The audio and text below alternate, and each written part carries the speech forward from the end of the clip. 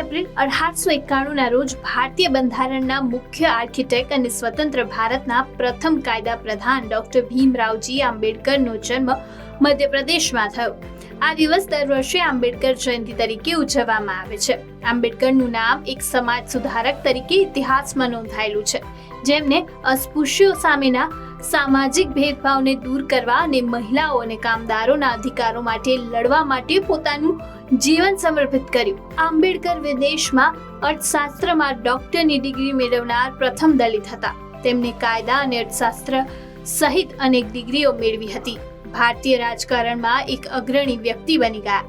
સ્વતંત્ર ભારતના પ્રથમ મંત્રીમંડળમાં તેઓ દેશના પ્રથમ કાયદા અને ન્યાય પ્રધાન તરીકે નિયુક્ત થયા. આંબેડકરને 1990માં મરણોત્તર ભારતના સર્વોચ્ચ નાગરિક સન્માનથી નવાજવામાં આવ્યા હતા. 14 ઓક્ટોબર 1956ના રોજ આંબેડકરે તેમના ઘણા સમર્થકો સાથે હિન્દુ ધર્મ છોડીને બૌદ્ધ ધર્મ અપનાવ્યો. નાગપુરમાં બનેલી આ ઘટનાને ઇતિહાસમાં ધર્મ પરિવર્તનની સૌથી મોટી ઘટના તરીકે યાદ કરવામાં આવે છે.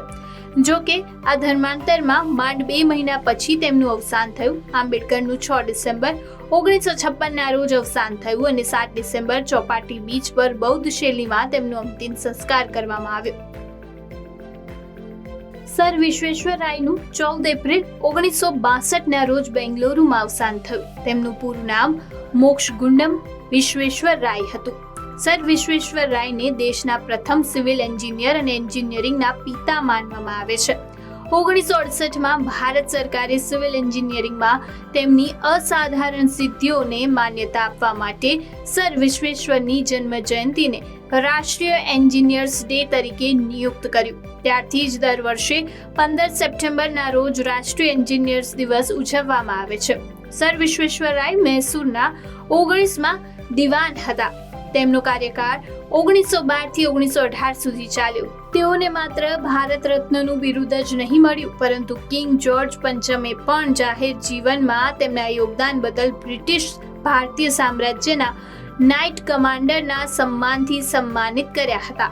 તેમને કર્ણાટકમાં ભગીરથ પણ કહેવામાં આવે છે, કારણ કે સર વિશ્વેશ્વરરાયે સિંધુ નદીનું પાણી સખર નદીમાં મોકલવાની યોજના તૈયાર કરી હતી. સર વિશ્વેશ્વરરાયને આધુનિક ભારતના વિશ્વકર્મા પણ કહેવામાં આવે છે. આદરણીય રાહુલ સાંકૃત્યાયન એક અગ્રણી હિન્દી સાહિત્યકાર હતા. તેમની નવલકથાઓ, વાર્તાઓ, આત્મકથાઓ, પ્રવાસ વર્ણનો, જીવનચરિત્રો વગેરે લખ્યા. તેઓ પાલી, પ્રાકૃત, અપભ્રંશ, ટિબેટિયન, ચાઇનીઝ, જાપાનીઝ, રશિયન સહિત અનેક ભાષાના જાણકાર હતા. રાહુલને હિન્દી પ્રવાસ સાહિત્યના પિતા પણ કહેવામાં આવે છે. તેનું કારણ હતું કે તે હંમેશા ભટકતા રહેતા. તેમની વિદેશ યાત્રાની શ્રેણી 1929માં શરૂ થઈ અને તેમના જીવન સાથે સમાપ્ત થઈ. જ્ઞાન મેળવવાના હેતુથી પ્રેરિત તેમની યાત્રા શ્રીલંકા, ટિબેટ, જાપાન, રશિયા તેમની યાત્રાઓની ખાસ નોંધણીય છે. તેઓ 4 વખત ટિબેટ પહોંચ્યા અને ત્યાં લાંબો સમય રહ્યા.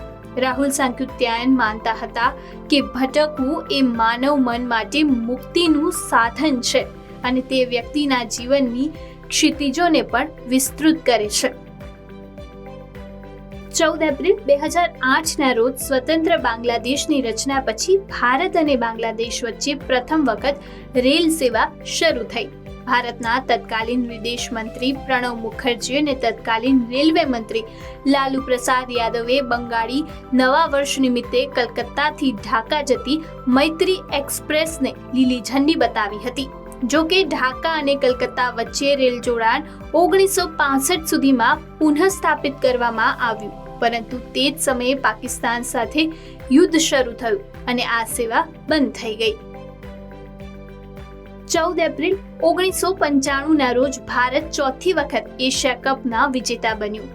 મોહમ્મદ અઝરુદ્દીનની કપ્તાનીમાં ભારતીય ક્રિકેટ ટીમે ફરી એકવાર ફાઇનલ મેચમાં શ્રીલંકાને 6 વિકેટથી હરાવીને પોતાની શ્રેષ્ઠતા સ્થાપિત કરી.